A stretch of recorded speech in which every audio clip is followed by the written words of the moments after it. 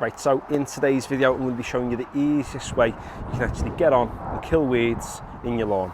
And that's using this product, which is Weedol. Now, it comes in two different forms. You've got the premix stuff, which you get in a spray bottle, and it also comes in the concentrated form as well.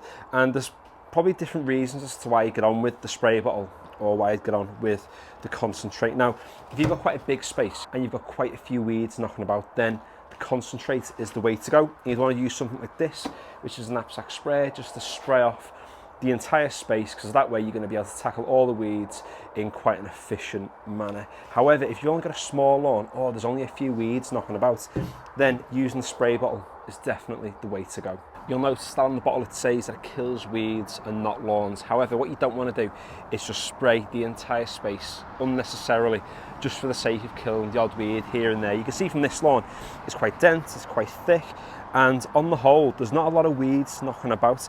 I mean, you've got the odd one down near the front over here. Down this edge, we have a few broad-leaved weeds. We've got a little bit of clover knocking about. So if I was going with the concentrate, it'd be a little bit of overkill because they're not riddled everywhere. The grass verge, I did a video a few months back. I'll put a link somewhere on screen now so you can go and watch that if your lawn is riddled full of weeds. And that's a case of getting on and actually spraying off the entire space. But because there's only a few today, we're going to spot spray using this. And the less of this chemical we can use, the better, because we don't want to be getting on and just whacking chemicals all over the shop when we don't really need to. The way this product works is it attaches itself to the plant, it's absorbed by the weeds, and then it almost like increases like the hormone development inside of that weed plant, and then it encourages it then to almost grow a little bit too fast. It almost like grows itself to death in a way, and that's why you want to spray when conditions are dry. Because if you spray this while the lawn's wet, or if you've got like rain coming in the next hour or two, all it's going to do is wash the product off the leaf blade and wash it down into the soil. And the way this works is that the plant needs to actually absorb it through the leaf of the plant. And if you are going to be putting this down yourself, make sure that you just don't cut your grass for around about 2 or 3 days before applying it, because if you cut the grass and you scalp it a little bit too low, you're cutting the leaves off of those weed plants, and you need as possible to absorb as much of the Weedol as possible too. So less waffling, let's get on, let's give this lawn a spray and go from there. Now, it does go without saying, but if you are going to spray anything like this, make sure you are wearing gloves, because the last thing you want to do is cover your hands in the product. And also as well, it's quite windy today. You shouldn't really be applying it on a day like this, but the weather this week doesn't give it to be brilliant. So got a trusty bit of cardboard which I'm going to wrap around each of the weeds. I'll spray them about twice just to make sure that the entire leaf is covered in the product, and then just let it dry on the leaf, let it absorb itself in. Bob's your uncle.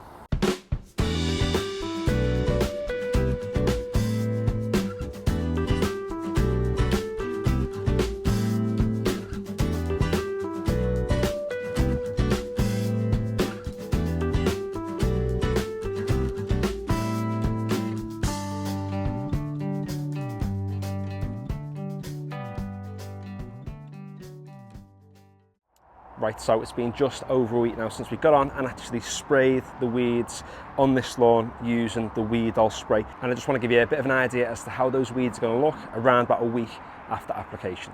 So if we just get in close around the corner of this lawn here, you can see that a weed like this, you can start to see sort of the discoloration in the leaves. Often it goes quite a light colour, and then you can see you get kind of this like reddish hue around the outside. It's probably more obvious on this plant here, so you can see the sort of the purpley kind of nature of that plant so far as it starts to die back. We'll just pan around this space now.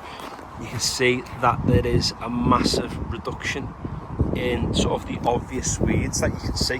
And for anyone who can't stand clover in the lawns, you can just see the damage it actually does to the clover plants. This can become quite invasive and really sort of spoil the appearance of your lawn, but you can just tell there, those leaves have stood no chance.